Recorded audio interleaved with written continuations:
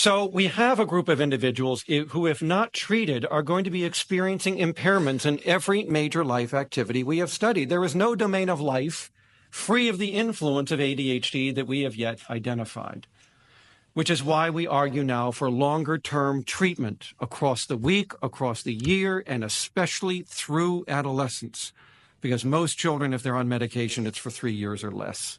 And if they're in treatment programs, it's only for a few years or less. And what we have found in these studies is that childhood-only treatment was useless in terms of changing the life course of these individuals. Now, to understand why these disorders, why these impairments, that is, would continue into adulthood, we need to go back and understand that it's a disorder of self-regulation. And it's a quantitative deficit. So that begs the question, how far behind is this child? And so the rule that I have taught for years in our clinics to families, and it remains a very good rule of thumb, is the average ADHD child is 30% behind their age. Some are even more. But on average, across all ADHD children, it looks to be about 30%. So here's what I want parents to do. If your child is 10, he has the self-control of a 7-year-old. That is how long he can persist. That is how long he can remember. That is how long he can go without supervision. His ability to self-organize is that of a 7-year-old. Now, what would you do for a 7-year-old? How would we arrange homework? What else would we be doing around chores, around social functioning, around independence from parents?